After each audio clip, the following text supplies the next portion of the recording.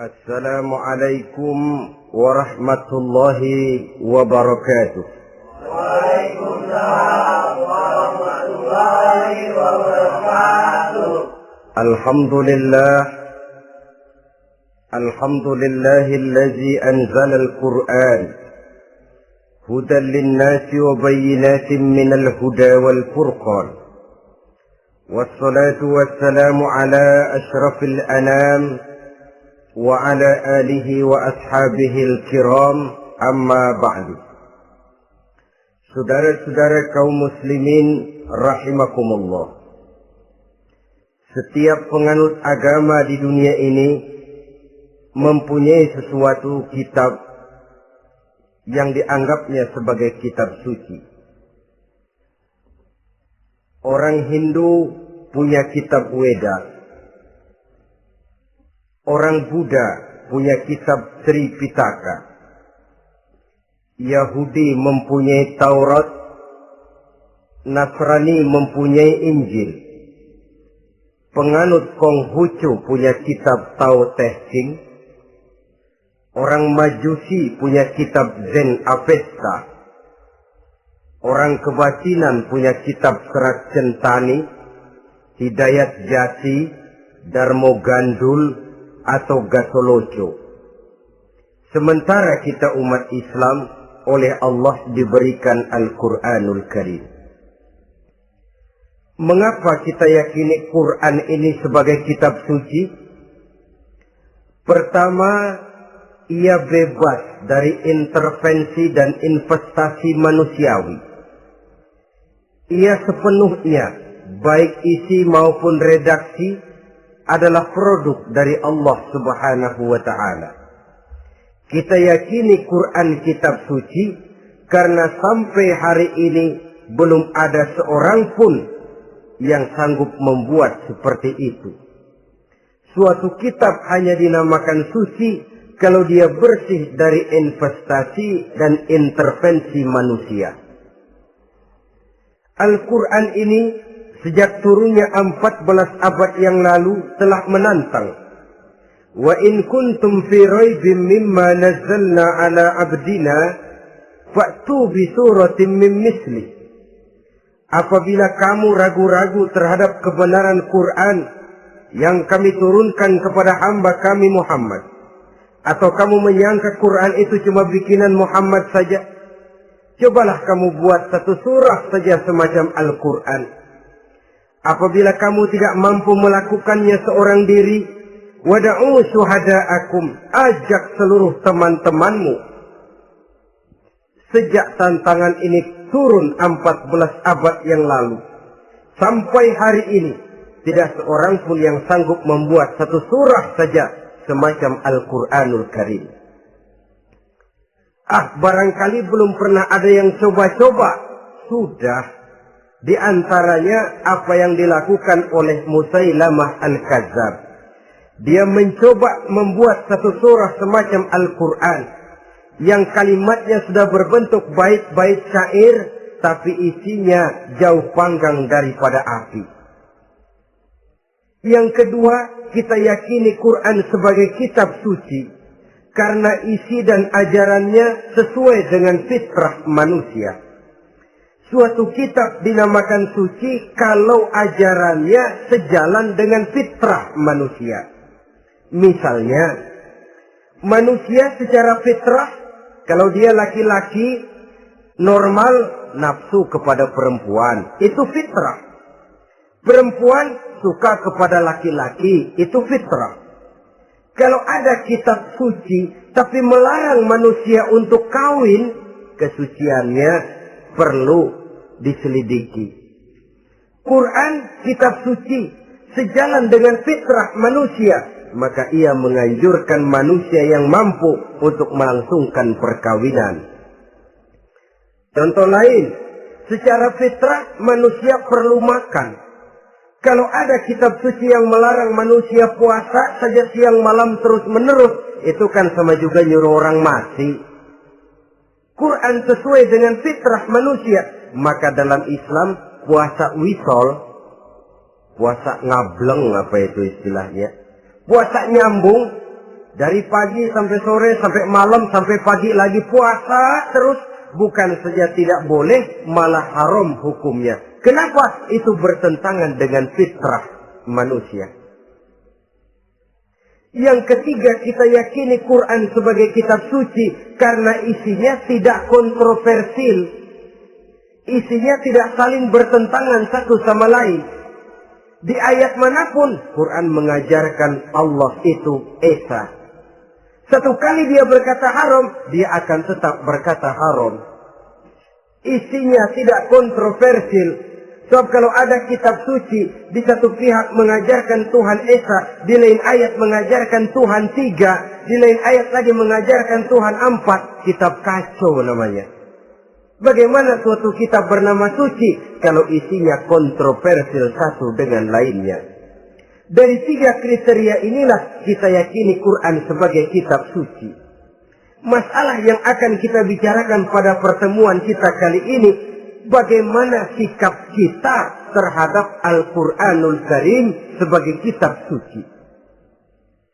Berangkat dari sebuah hadis di mana Rasulullah Sallallahu Alaihi Wasallam pernah memberikan tawaran. Beliau bersabda, "Man ja'ala al-Qur'ana amamahu qadahu ilal jannah, wa man ja'ala al-Qur'ana khalfahu saqahu ilan nar." Siapa yang menjadikan Quran sebagai imam, maka Quran akan membimbing dia ke dalam surga. Tetapi siapa yang menjadikan Quran sebagai makmum, maka Quran akan mendorong dia ke dalam neraka. Pilihan terserah kita. Siapa yang menjadikan Quran sebagai imam, ditempatkannya Al-Quran di depan, dia ikuti petunjuk dan ajaran Al-Quran, maka Quran akan membimbing dia ke surga. Surga dunia, lebih-lebih lagi surga akhirat. Tetapi sebaliknya, siapa yang menempatkan Quran di belakangnya, dia belakangi Al-Quran, dia belakangi perintah dan ajaran-ajaran Al-Quran, dia perturutkan hawa nafsunya dalam kehidupan ini, maka Quran akan mendorong dia ke dalam neraka. Ya, neraka dunia, lebih-lebih lagi neraka akhirat. Pilihan terserah kita. Saya mau tanya, kira-kira Quran dalam hidup kita jadi imam apa jadi makmum? Imam apa makmum? Kalau Quran jadi imam, artinya kita umat Islam jadi makmum. Resiko dan logika tentu. Makmum harus ngikuti imam. Imam takbir, makmum takbir. Imam ruku, makmum ruku. Imam sujud, makmum sujud. Imam tahiyat, makmum tahiyat. Itu namanya Quran jadi imam, kita jadi makmum. Artinya dalam terjemahannya pada kehidupan, kalau merah kata Quran, merah kita kata. Hijau kata Quran, hijau kita bilang. Ke barat kata Quran, ke barat kita pergi. Ke timur kata Quran, ke timur kita berangkat. Halal kata Quran, halal kata kita. Haram kata Quran, haram kita bilang. Itu Quran imam, kita makmum. Nyatanya kadang-kadang kontras. Nyatanya kadang-kadang paradok. Merah kata Quran, hijau dong kata kita. Halal kata Quran, remeng-remeng kata kita. Ke barat kata Quran, ke timur kita pergi. Dalam praktek kita mau jadi makmum, Quran kita suruh jadi imam. Kita sesuaikan Quran dengan selera kita. Mana-mana ayat yang menguntungkan, mana ayat yang sesuai dengan mau kita, itu yang kita baca kuat-kuat. Itu yang kita canangkan ke tengah masyarakat ramai. Tapi manakala Quran itu bertentangan dengan nafsu kita, bertentangan dengan gaya dan kepribadian kita, kita umpetin itu Quran. Kalau kita cuma umpetin lumayan, kadang-kadang kita tuduh Quran ketinggalan zaman. Kita anggap Quran tidak relevan lagi dengan situasi dan kondisi. Kalau sudah begitu, sudah menyeberang terlalu jauh namanya. Saudara-saudara kaum muslimin rahimakumullah. Inilah makna hadis Nabi yang diriwayatkan dari Imam Ali bin Abi Thalib, bersabda Rasul, "Man qara'al Qur'ana fastazharahu fa ahalla halalahu wa harrama haramahu adkhalahul jannah." Barang siapa yang membaca Al-Quran lalu memperhatikannya, kemudian menghalalkan yang halal dan mengharamkan yang haram, maka Allah akan memasukkan orang itu ke dalam surga. Ya surga dunia, ya surga akhirat. Apabila kita renungi hadis ini, maka untuk berimam kepada Al-Quran ada 3 jalan utama yang harus kita laksanakan. Pertama, dari kalimat man qara'al Qur'an, barang siapa yang membaca Al-Quran. Ini artinya siapa yang ingin menjadikan Quran sebagai imam di dalam kehidupan, jalan pertama yang harus ditempuhnya menanamkan kegemaran membaca Al-Quranul Karim. Al-Quran gharibun fima baina qaumin la yaqra'una. Quran akan jadi asing, Quran akan jadi aneh kalau terletak di tengah rumah orang Islam yang tidak suka membaca Al-Quranul Karim. Jadi langkah pertama, tanamkan kegemaran membaca Al-Quran. Saya tidak menyalahkan kalau remaja kita gandrung kepada Stevie Wonder. Baik kalau mereka senang kepada suara emasnya Michael Jackson atau suaranya Madonna. Tapi kalau sampai harus mengalahkan kecintaan mereka kepada membaca Al-Quran, ini ironi. Sebagai orang tua, kalau anak-anak kita buta huruf Latin, katanya menghambat pembangunan. Bahkan pemerintah saja menggalakkan bebas 3B itu. Buta aksara diantaranya, supaya rakyat bisa membaca huruf Latin. Kalau anak-anak kita buta huruf Latin, katanya menghambat pembangunan. Bagaimana kalau anak-anak kita buta huruf Quran? Jelas saja menghambat proses kesadaran dan kebangkitan dari dunia Islam itu sendiri. Satu contoh ringan.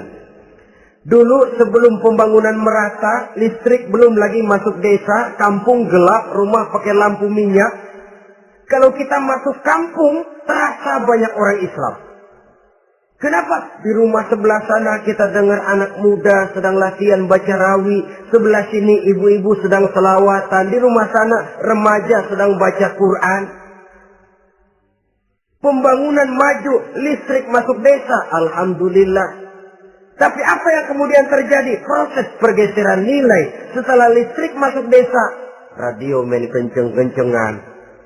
Televisi main gede-gedean. Baca Quran sudah barang aneh, langka. Tengoklah sekarang kalau kita masuk kampung, ada yang remaja sedang baca Quran. Rasanya kok aneh, nggak umum. Sesuatu yang baik malah menjadi nilai-nilai keanehan. Saudara-saudara kaum muslimin rahimakumullah, tanamkan kegemaran membaca. Dalam satu hadis Nabi pesan, nawiru buyutakum bitilawatil Quran. Sinari rumah tanggamu dengan bacaan Quran. Sebab listrik ini cuma bisa menerangi gelap, tapi tidak akan sanggup menerangi hati manusia. Quran produk Allah dibaca dalam segala keadaan, tepat dan pantas. Lihat saja, orang sedih baca Quran, terhibur. Orang gembira baca Quran, tidak lupa diri. Di rumah mewah ada yang baca Quran, bagus. Di gubuk reot di pinggir kali ada yang baca Quran, cocok. Orang kawin dibacakan Quran, bagus. Orang mati dibacakan Quran, tidak jelek. Dalam segala keadaan, in all season, bahasa kerennya, dia pantas dibaca. Saudara-saudara, bahkan orang sakit gigi pun kalau dengar baca Quran, tidak marah. Coba lihat. Dia senang benar lagu Michael Jackson, tapi giliran sakit gigi. Coba setelin lagu Michael Jackson, kalau nggak mencah-mencah. Kamu gila apa nggak tahu saya lagi sakit gigi? Tapi coba bacakan Quran. Dia pasti tidak marah. Begitu besar daya pengaruhnya. Bahkan Abu Jahal sama Abu Lahab pernah rapat. Kata Abu Jahal sama Abu Lahab, Mas Lahab, gini loh Mas. Kenapa? Ini saya pikir-pikir salah satu yang menyebabkan kenapa saudara kita banyak ikut ajaran Muhammad. Mereka kalau sudah dengar bacaan Quran terpesona. Jadi kita blokir saja. Caranya gimana? Kasih pengumuman kepada Quraisy, jangan sekali-kali mau dengerin Muhammad baca Quran. Kamu juga jangan. Dan kamu, saya pun begitu. Mari kita janji, tidak mau dengar bacaan Quran. Salaman. Pulang ke rumah masing-masing. Dapat 1 hari tahan, 2 hari bertahan, 3 hari, seminggu ke atas. Abu Jahal mulai ada semacam rindu. Kangen pengen dengar ayat Quran. Karena secara pribadi dia mengakui keindahan gaya bahasanya jauh lebih tinggi dari kemampuan penyair Quraisy. Isi ajarannya sangat dalam dan menyentuh segi-segi kehidupan manusia. Nggak tahan Abu Jahal kayak dikilikin hatinya. Keluar rumah mindik-mindik, ngumpet-ngumpet. Ngempet di rumah Nabi. Pengen dengar Nabi baca Quran. Rupanya Abu Lahab sama. Pikir Abu Jahal, Abu Lahab nggak bakalan keluar.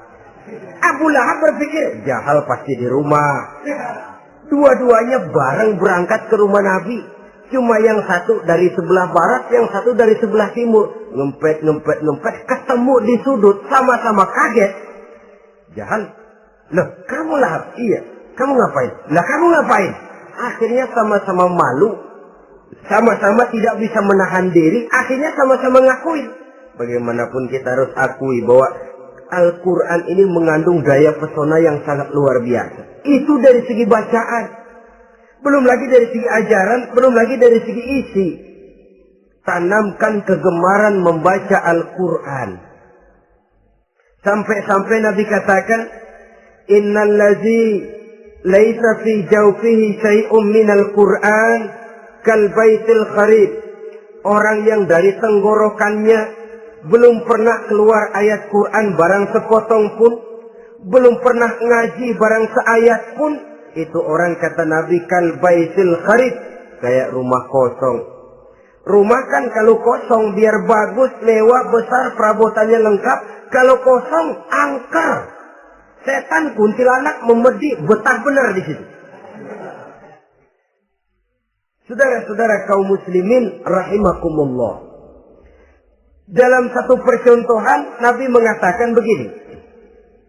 Masalul mu'minil ladzi yaqra'ul Qur'an kamasalil utrujah. Rihuha thayyibun wa ta'muha murr wa ta'muha thayyibun. Orang mukmin yang suka membaca Quran adalah ibarat buah utrujah. Baunya wangi, rasanya lezat. Kira-kira kalau di negeri kita buah apa utrujah ini? Semacam jeruk yang manis lah. Sudah baunya wangi, rasanya enak. Itu buah itu. Orang mukmin yang suka baca Quran kayak buah itu. Baunya wangi, rasanya enak. Artinya syiarnya hidup, isinya memang orang mukmin. Sebaliknya, wa masalul mu'minil ladzi la yaqra'ul Qur'an kamasalit tamrah la riha laha wa ta'muha hulwun. Orang mukmin yang tidak suka baca Quran kayak korma. Rasanya emang manis, cuman kagak ada baunya. Artinya apa? Syiarnya kurang. Kalau orang belum tapi kenal kan kagak mau makan korma. Kenapa? Nggak ada baunya. Daya tariknya kurang, walaupun rasanya enak. Kalau daya tariknya nggak ada, kan nggak ada iklannya, tidak ada syiarnya. Itu orang mukmin yang tidak suka membaca Quran. Ibarat buah, nggak ada baunya, walaupun rasanya enak. Orang kurang tergerak, kurang syiar, kurang daya tarik. Sebaliknya, wa masalul munafiq allazi yaqra'ul Qur'an kamasalir raihanah rihuha thayyibun wa ta'muha murrun. Orang munafik yang suka baca Quran seperti buah raihanah. Apa itu? Baunya wangi, rasanya pahit. Orang munafik baca Quran kayak buah itu. Baunya sih enak, cuman rasanya pahit. Ya munafik baca Quran. Syiarnya sih lumayan, daya tariknya hebat, isinya munafik. Nah, paling jelek orang munafik yang gak suka baca Quran. Wa masalul munafiqil ladzi la yaqra'ul Qur'an kamasalil hanzalah laisa laha rihun wa ta'muha murrun. Orang munafik yang tidak suka baca Quran seperti buah hanzalah, sudah enggak ada baunya, rasanya pahit lagi. Kalau buah pacek kali. Udah baunya kagak ada, kalau dimakan bikin orang celeng. Saudara-saudara kaum muslimin rahimakumullah, tanamkan kegemaran membaca Al-Qur'an, karena membaca Al-Qur'an merupakan ibadah yang besar. Bahkan kata Nabi, afdalu ibadati abdi qiraatul Qur'an.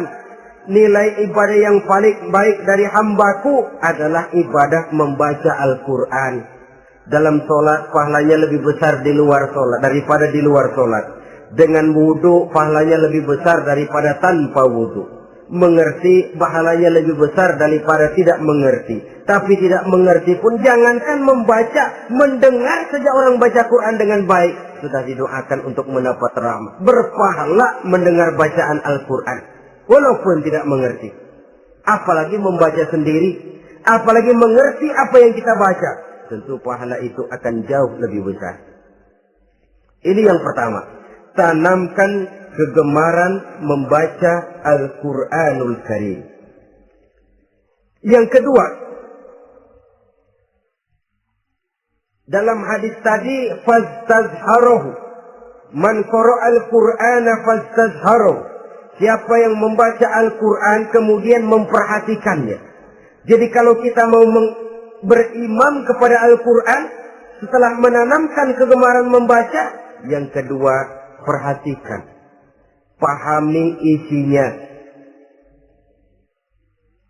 Jangan seperti monyet pakai mahkota, ketawa girang, cengengesan, tapi dia tidak tahu arti kebesaran mahkota yang disandangnya itu. Bangga dengan Al-Quran, tapi apa kandungannya kita tidak mengerti. Untuk memahami Al-Quran ini, caranya bagaimana? Tentu mudah saja. Seperti contoh, kalau kita ingin mengerti caranya bikin tahu, jangan bertanya kepada montir mobil. Montir mobil ahli betul urusan mesin. Tapi kalau urusan tahu, tanya dong tukang tahu. Untuk mengerti rahasia dan seluk-beluk Al-Quran, kita harus bertanya kepada orang yang memahami seluk-beluk Al-Quran. Para ulama, para kiai, para ustadz, yang kita tahu kualitas keilmuannya, kita yakini loyalitas dan integritasnya kepada Islam ini. Kenapa? Ayat-ayat Quran itu elastis. Dia dibawa kemana saja mau. Ditafsirkan menurut kemauan orang bisa. Paling celaka kalau yang belajar tidak punya dasar, yang mengajar punya maksud lain. Sesat dan menyesatkan. Yang ngajar punya nafsu ambisi. Yang belajar tikus budek. Yang memang tidak punya dasar apa-apa. Sekali belajar langsung tafsir. Cara wudhu yang baik saja belum ngerti. Cara rukuk dan sujud yang baik saja belum bisa. Yang membatalkan sholat apa ndak bisa, ndak ngerti. Sekali langsung. Ndak, supaya kita langsung saja belajar langsung Al-Quranul Karim. Tidak jelek. Cuma akan lebih baik kalau sebelumnya ada unsur penunjang dari nilai-nilai keilmuan dalam Islam ini. Disinilah perlunya menghidupkan majelis-majelis taklim. Sebab kalau Al-Quran hanya dipahami dan dikutak-kutik menurut maunya rasio saja, kekuatan rasio terbatas. Saya akan khawatir nantinya akan timbul pendapat-pendapat di mana Al-Quran disesuaikan dengan otak. Bukan otak ikuti Quran, tapi Quran disuruh ngikuti otak. Contoh yang dekat saja, kalau saudara ngukur kayu pakai meteran, itu kira-kira meteran ikut kayu, apa kayu ikut meteran?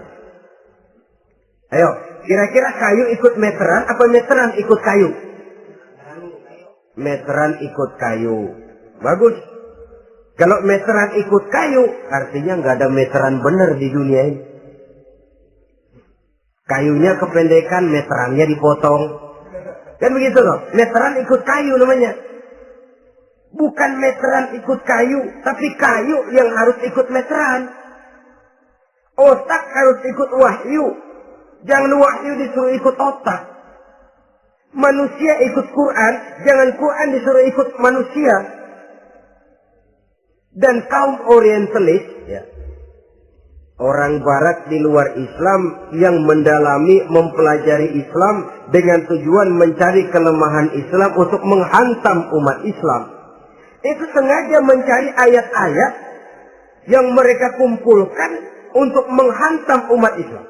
Supaya mereka meragukan Qur'annya untuk kemudian pada suatu saat meninggalkan Qur'an sama sekali.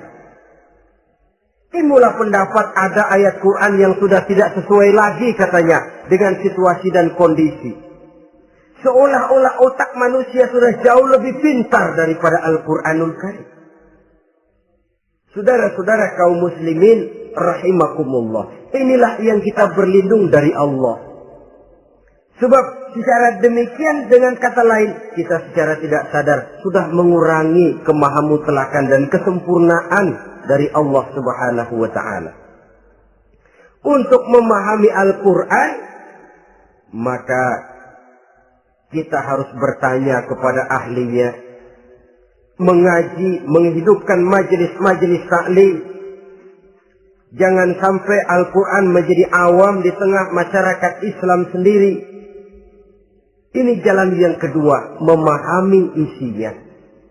Sehingga dengan demikian, manakala Al-Quran dibacakan orang, pemikiran kita tidak lagi terpusat kepada kemerduan suara orang yang membaca, tapi tertuju kepada isi yang dikandungnya. Sehingga dalam kondisi semacam itu, boleh jadi tiap kali dibacakan Al-Quran, nilai iman makin tambah. Kita dengar orang baca, Alam taro kaifa fa'ala rabbuka bi ashabil fil. Terbayang oleh kita bagaimana Raja Abrahat dengan pasukannya mau menghancurkan Ka'bah. Bagi Allah cukup menurunkan burung ababil, hancur lebur Abrahat, raja besar dengan seluruh pasukan gajahnya. Berantakan dibuatnya cuma dengan burung ababil. Allah maha besar, Allah maha kuasa. Tambah iman. Kalau tidak, ya seperti yang banyak terjadi. Quran menceritakan azab, kita malah kesenangan. Walakum azabun alim. Kamu akan mendapat azab yang pedih. Kita teriak di pojokan, toyib, toyib. Allah, alhamdulillah. Digambarkan azab malah baik-baik. Bahwa kita suka, kita gemar kepada bacaan Quran dengan suara yang merdu, alhamdulillah. Akan lebih baik lagi kalau kita mengerti apa yang dibacanya. Sebab perintah membaca tersirat makna perintah untuk memahami. Perintah memahami tersirat makna untuk mengamalkan. Dengan kata lain, kita hanya bisa mengamalkan Quran dengan baik kalau kita mengerti isinya. Kita hanya bisa mengerti isinya kalau kita rajin membacanya. Baik membaca yang tersirat, baik membaca yang tersurat dengan petunjuk para alim ulama, para kiai, dan orang-orang yang ahli di bidang itu. Saudara-saudara kaum muslimin rahimakumullah, inilah jalan kedua. Upayakan memahami isinya. Hidupkan kajian-kajian agama. Hidupkan majelis-majelis taklim. Jangan sampai Al-Quran asing di hati kita sendiri. Jangan sampai kita awam terhadap makna kandungan dan ajaran Al-Quran. Sementara kita yakini bahwa dialah yang akan bisa membimbing kita menuju kebahagiaan sejak dari dunia sampai ke akhirat nanti. Jalan ketiga untuk berimam kepada Al-Quran, setelah menanamkan kegemaran membaca, lalu berupaya memahami isinya, yang ketiga adalah mengamalkannya dalam kehidupan sesuai dengan kemampuan yang kita miliki.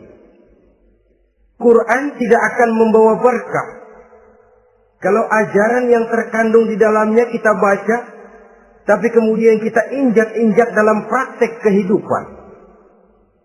Quran mengatakan riba haram, tapi praktek kita dalam hidup malah senang betul kepada riba. Quran mengajarkan jagalah kesatuan persatuan dan ukhuwah Islamiyah. Praktek yang kita lakukan malah centang perenang, malah saling bertolak belakang, malah kadang menjegal kawan seiring, menggunting dalam lipatan, ramai kita dengan kita. Lalu kelemahan pun menjadi kenyataan di mana-mana. Quran sekali lagi tidak akan membawa berkah kalau yang kita baca kita injak-injak. Tentang pengamalan Al-Quran ini, Allah Subhanahu wa ta'ala mengklasifikasi manusia dalam firman-Nya. Tsumma awrasna al-kitaba allazina istafaina min ibadina. Kemudian kami wariskan Al-Quran ini kepada hamba-hamba kami yang kami pilih. Ya Allah, coba saja kita lihat ayat ini. Quran kitab pilihan, diberikan kepada umat pilihan, yaitu kita-kita ini. Lalu bagaimana umat pilihan ini setelah menerima Al-Quran? Terbagi dalam 3 kelompok besar. Pertama kata Allah, فَمِنْهُمْ ظَالِمٌ لِنَفْسِهِ. Di antara mereka ada yang setelah menerima Al-Quran, kemudian zalim kepada dirinya sendiri. Artinya, hanya mulutnya saja yang menerima Al-Quran, tapi perbuatannya menginjak-injak Al-Quran. Orang semacam ini tidak zalim kepada Allah, tidak zalim kepada Rasulullah, tetapi orang semacam ini zalim kepada dirinya sendiri. Dia terima Quran dengan mulutnya, tapi dia injak-injak Quran dengan perbuatannya. Na'udzubillah summa na'udzubillah. Kelompok yang kedua, faminhum muqtasid. Di antara mereka ada yang setelah menerima Al-Quran lalu muqtasid. Muqtasid ini 50-50. Ngambil jalan tengah. Ajaran Quran dipakai, ajaran setan dikerjain. Artinya juga perintah Quran oke, larangan Quran ho-oh. Saudara-saudara, malaikat bingung bagaimana monternya nih anak ini.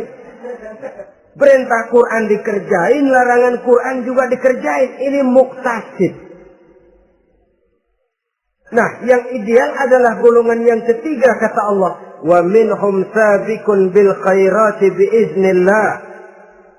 Di antara mereka ada lagi yang setelah menerima Al-Quran lalu berlomba-lomba melaksanakannya, berlomba-lomba mengamalkan kebaikan, dan itu hanya bisa terjadi biiznillah, dengan izin dari Allah. Hidayah, saudara-saudara. Berapa banyak orang yang mengerti Quran, tapi hidupnya jauh dari cahaya Quran. Berapa banyak orang yang ahli Quran, tapi cahaya Quran tidak menerangi kehidupannya. Berapa banyak orang yang ahli hukum, tapi bikin bingung masyarakat dengan fatwanya. Saudara-saudara kaum muslimin, kenapa bisa terjadi? Itu tidak ada hidayah, tidak biiznillah, tidak ada izin dari Allah. Maka bisa membaca Quran, alhamdulillah. Bisa memahaminya, kita bersyukur kehadirat Allah. Lebih penting dari itu, kita mohon hidayah agar bisa mengamalkannya sesuai dengan kemampuan kita.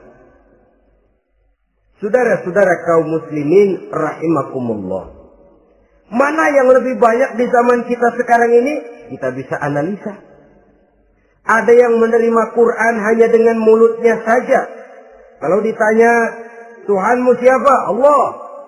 Kiblatmu mana? Ka'bah. Saudaramu siapa? Umat Islam. Kitab sucimu apa? Quran. Kamu bisa baca? Enggak. Ya, kalau cuma enggak bisa baca, barangkali kadang-kadang Quran saja pun tidak punya. Ini yang ironi, ini yang menyedihkan. Saudara-saudara kaum muslimin rahimakumullah. Tanpa melaksanakan konsepsi Al-Quran di dalam kehidupan, maka kesenangan kita membacanya, pengertian kita tentang Al-Quran barangkali tidak akan bisa berbuat terlalu banyak di dalam kehidupan. Maka sekarang ini sudah ada terjemahan Quran dalam bahasa Indonesia, dalam bahasa daerah, dalam bahasa Inggris, Belanda, bahkan Jerman, yang masih harus terus dan selalu ditingkatkan terjemahan Quran di dalam kehidupan. Dengan kata lain, kita umat Islam menunggal dengan Quran kita. Jangan cuma jadi kebanggaan Islam tinggi, tidak ada yang lebih tinggi dari Islam. Quran kitab suci, tidak ada yang bisa menandinginya. Qurannya, tapi umatnya, kadang-kadang kita ini jauh panggang daripada api. Kita bersyukur musabaqah tilawatil Quran dihidupkan dengan biaya bermiliar rupiah, sejak dari tingkat kelurahan, kecamatan, wali kota, provinsi, sampai kepada tingkat nasional, untuk menanamkan kegemaran membaca Quran. Setelah itu, hendaknya diadakan peningkatan dengan upaya memahaminya. Sehingga pada suatu saat, boleh kita adakan musabaqah pengamalan Quran. Hadiahnya sudah langsung dari Allah sendiri. Ini yang kita perlu berlomba mengamalkan ajaran Quran. Sabiqun bil khairat, berlomba mengamalkan ajaran-ajaran Al-Quranul Karim. Nah, oleh karena Al-Quran ini dalam bentuknya yang umum kadang-kadang hanya menjelaskan satu persoalan secara global, kita memerlukan tuntunan sunnah dari Rasulullah Sallallahu Alaihi Wasallam. Umpamanya, Quran hanya mengajarkan aqimis sholat, dirikan sholat. Caranya bagaimana? Tidak ada cara sholat dalam Quran. Dari mana kita tahu cara sholat? Dari sunnah. Itu sebabnya selain Al-Quran sebagai sumber utama, kita memerlukan sunnah. Bahwa sholat pakai takbiratul ihram di Quran tidak ada. Bahwa sholat pakai tahiyat dalam Quran tidak ada. Jadi kalau orang cuma Quran saja, tidak ada sunnah itu, ya bagaimana kita bisa sholat? Quran cuma mengatakan wa atimul hajja wal umrata lillah, laksanakan haji dan umrah karena Allah. Bagaimana manasik haji? Bagaimana cara sa'i? Bagaimana cara wukuf? Bagaimana cara melontar? Tidak ada dalam Quran. Yang memuat itu tidak lain sunnah. Untuk memahami Quran dan sunnah ini, kita memerlukan orang yang menguasai Quran dan sunnah. Oleh karena itu, kita perlu petunjuk kepada para ulama. Itu sebabnya Quran sendiri mengatakan, wa in tanaza'tum fi syai'in farudduhu ila Allahi wa rasulih. Apabila kamu berbeda pendapat tentang suatu persoalan, kembalikan kepada Allah dan Rasulnya. Kembalikan kepada Allah artinya kembalikan kepada Quran. Kembalikan kepada Rasul maksudnya kembalikan kepada sunnah. Siapa yang mengerti Quran dan sunnah? Para ulama yang kualitas ilmunya kita yakini, loyalitas dan kredibilitas serta integritas keislamannya bisa menjadi panutan. Saudara-saudara kaum muslimin rahimakumullah. Dengan demikian, kalau orang berkata, langsung saja memahami Quran. Sekarang kan sudah banyak terjemahannya. Tidak usah lewat ulama-ulamaan. Saya tidak mencela, cuma agak mengkhawatirkan. Kalau dia memahami Quran cuma sekedar lewat terjemahannya saja, sangat mungkin jadi dia bisa salah paham. Kita memerlukan bantuan sunnah. Kita memerlukan petunjuk para ulama yang menguasai di bidang itu. Kembalikan kepada Quran dan sunnah artinya bertanya kepada orang yang memahami Quran dan sunnah. Nah, dengan begitu kan akan terjadi perbedaan pendapat. Perbedaan pendapat sesuatu yang halal sepanjang tidak menyebabkan kita berpecah belah. Halal berbeda pendapat. Asal diletakkan pada proporsinya. Apalagi kalau perbedaan pendapat itu cuma masalah teknis, bukan masalah prinsip. Kenapa tidak pulang saja kepada tuntunan Quran? Lana a'maluna walakum a'malukum. Kami akan mengamalkan amalan yang kami yakini benarnya. Saudara persilahkan mengamalkan amalan yang saudara yakini benarnya. Sama-sama punya alasan, sama-sama punya dalil. Tidak usah saling menyalahkan. Tidak usah saling mengklaim, merasa yang paling benar, orang lain salah semua. Kemukakan argumen, jangan sentimen. Harus dengan semangat mencari kebenaran, bukan untuk mencapai kemenangan. Kalau sentimen lebih penting dari argumen, kalau kemenangan lebih diutamakan dari mencari kebenaran, yang berlaku kadang-kadang gengsi. Kalau sudah gengsi, yang bicara emosi. Kalau sudah emosi, istilah kita di kampung, ngambek. Gedean ilmunya sama amboknya.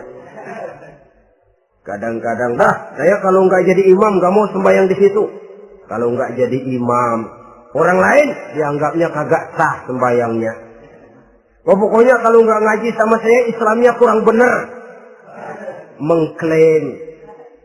Perbedaan pendapat wajar, halal, asal tidak menyebabkan kita berpecah belah.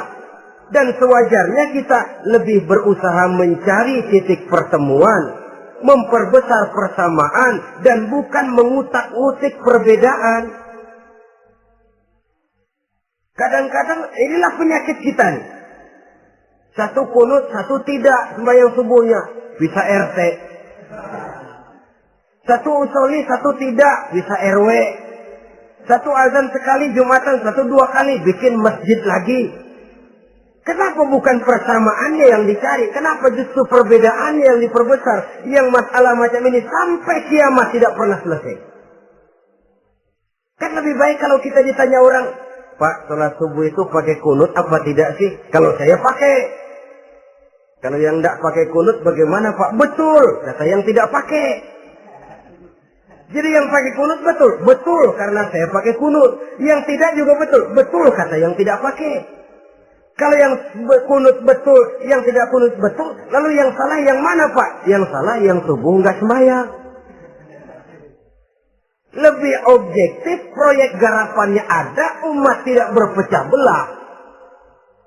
Yang konyol, kadang-kadang khutbah Jumat pakai membongkar khilafiyah, menghantam tahlil, menghantam kunut.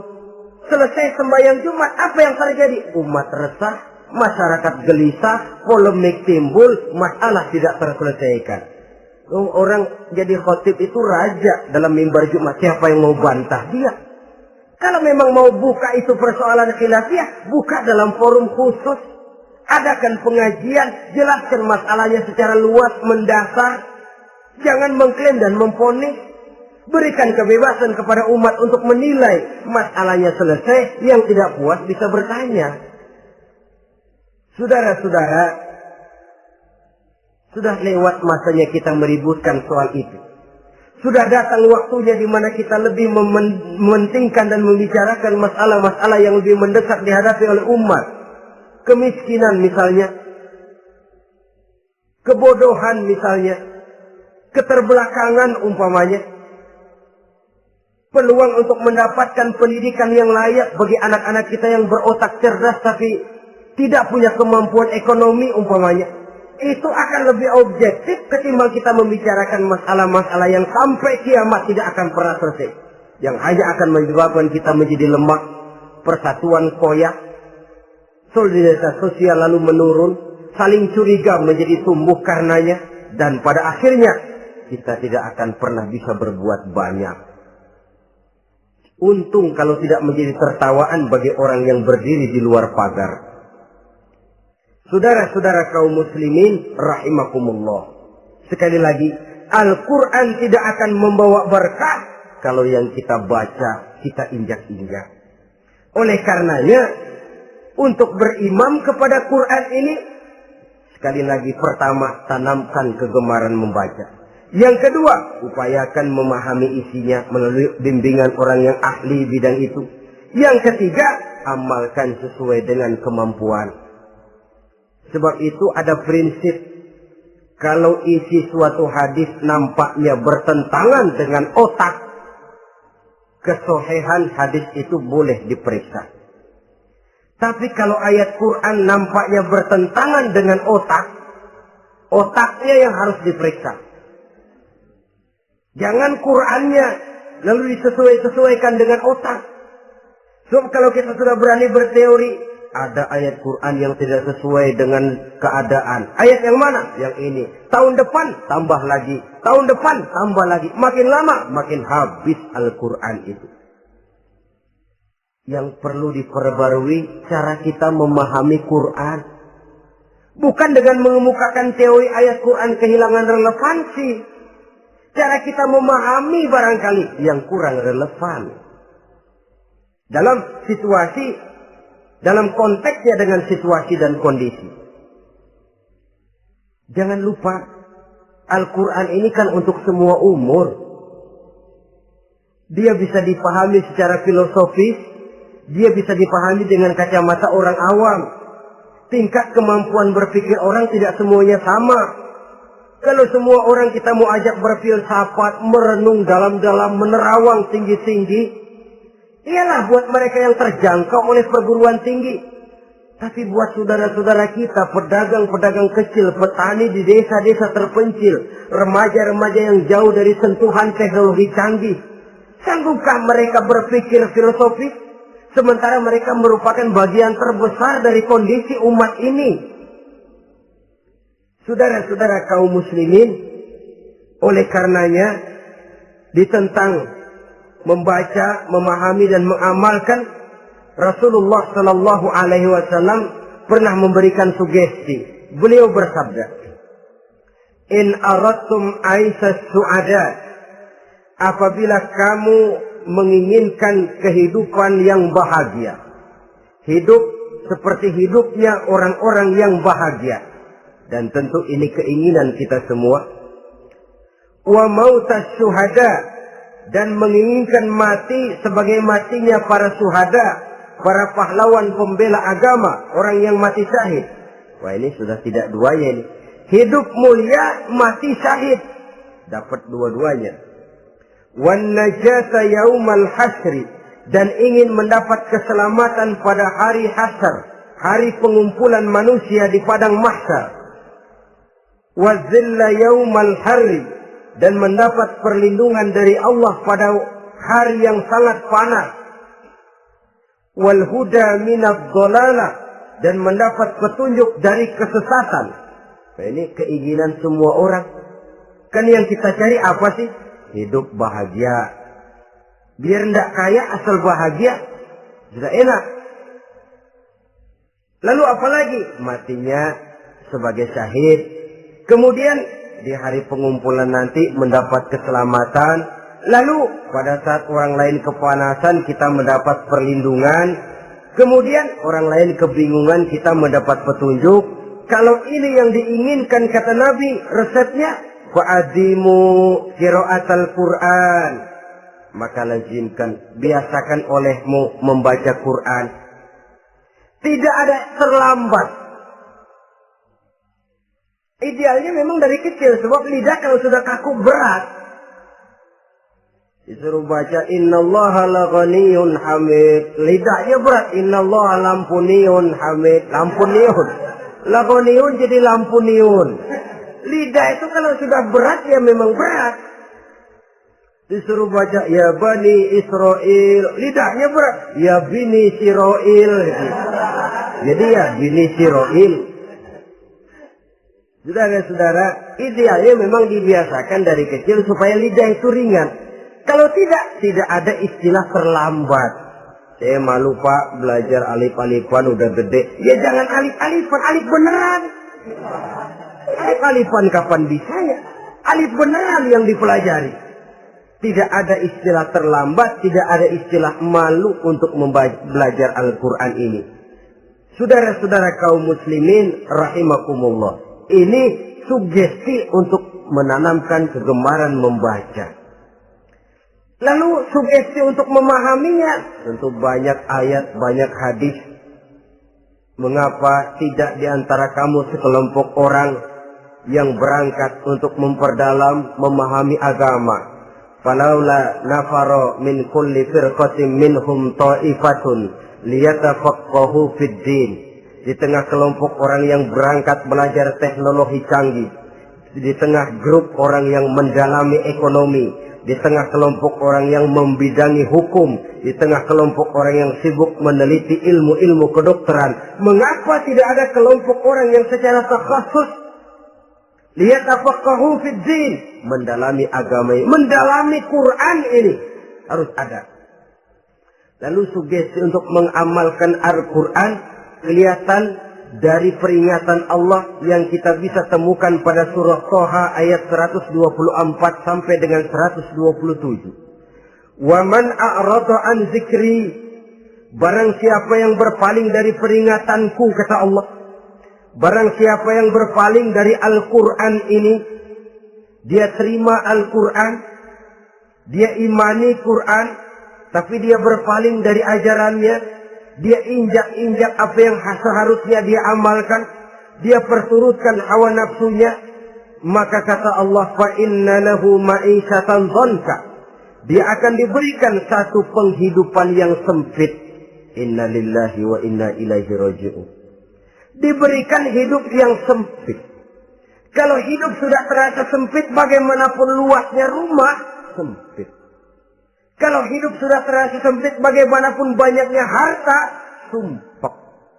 Kalau sudah hidup ini terasa sempit, bagaimanapun luasnya pergaulan, tidak ada tempat kita bertanya, melarikan persoalan, membagi rasa. Siapa yang berpaling dari Quran, dia akan diberikan penghidupan yang sempit. Bukan dagangnya tidak untung, bukan kerjanya tidak digaji, tapi kesempitan hati lebih bahaya loh dari kesempitan ekonomi. Itu di dunia. Di akhirat, wa nahsyuruhu yaumal qiyamati a'ma. Di akhirat nanti dia akan dikumpulkan oleh Allah dalam keadaan buta. Ya Allah, ya Rasul. Padahal ke akhirat kita baru tumben. Sekali ke akhirat buta. Masya Allah. Di tempat kita lahir saja, kalau tadinya kita melihat, tahu-tahu menjadi buta, kita bingung. Padahal jalan sudah pernah kita lihat, arah sudah pernah kita tahu.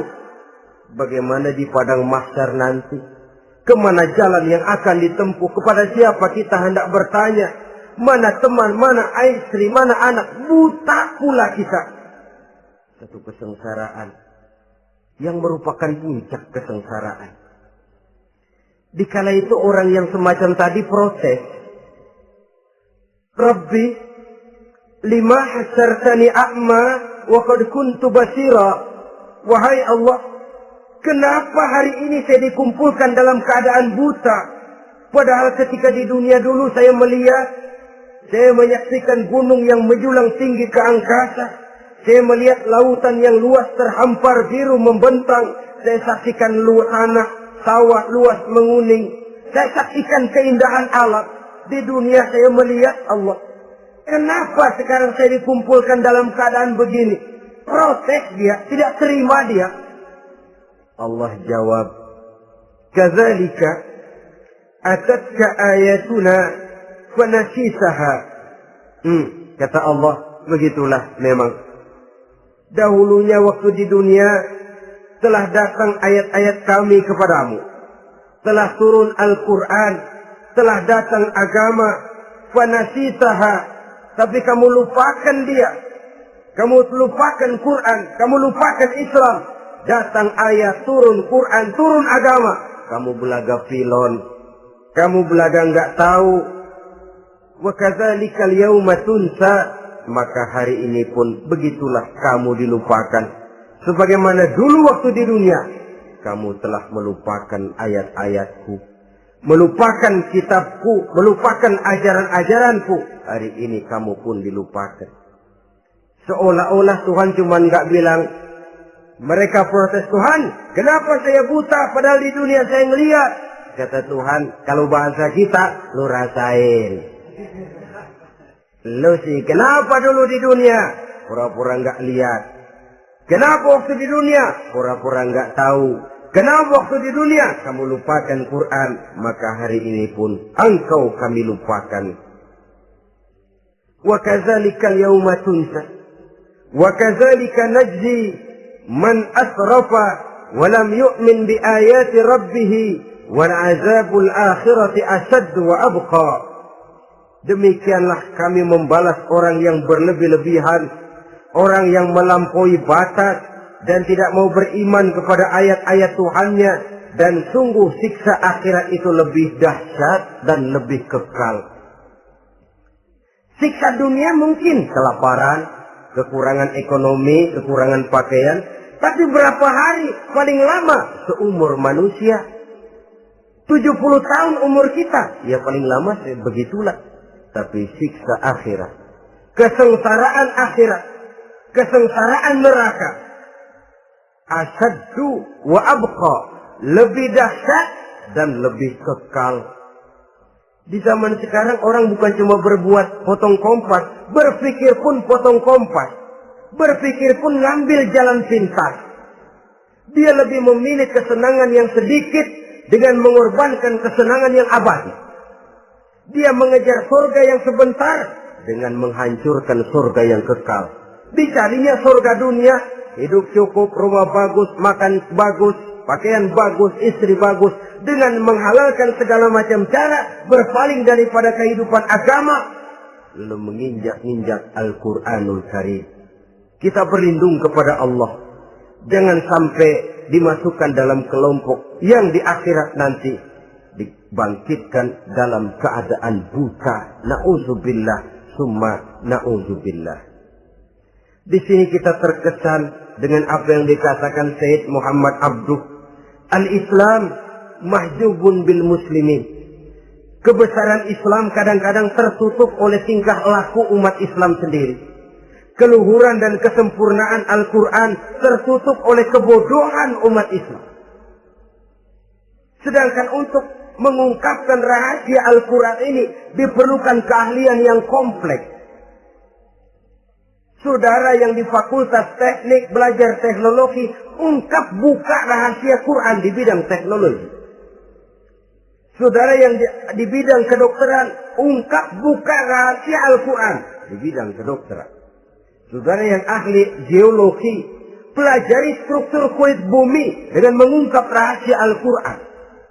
Sehingga pengkajian kita tentang teknologi, pengkajian kita tentang angkasa luar, pengkajian kita tentang anatomi manusia akan berakhir kepada subhanaka ma khalaqta hadza batila. Ya Allah, tidak satu pun yang engkau ciptakan ini sia-sia. Perut bumi mengandung minyak, timah, kekayaan yang berharga untuk manusia. Mempelajari angkasa luar bisa memahami musim dan menyelamatkan manusia. Mempelajari rimba belantara, teknologi canggih, akhirnya akan memperkuat nilai-nilai iman. Menerjemahkan ajaran Quran lewat disiplin ilmu yang kita kuasai masing-masing, untuk kemudian bekerja sama bahu-membahu dalam rangka mengimani Al-Quran, mengamalkan Al-Quran, dan mengawal keluhuran Al-Quranul Karim yang atas dasar tuntunannya kita hidup, untuknya kita berjuang, dan dalam bimbingannya kita ingin kembali menghadap Allah Subhanahu wa Ta'ala. Inilah pertemuan yang singkat ini. Mudah-mudahan kita diberikan kekuatan oleh Allah untuk berimam kepada Al-Quran, menjadikannya sebagai pedoman utama di dalam kehidupan kita. Terima kasih atas segala perhatian. Mohon maaf atas segala kekurangan. Usikum wa nafsi bitaqwallah. Wassalamualaikum warahmatullahi wabarakatuh.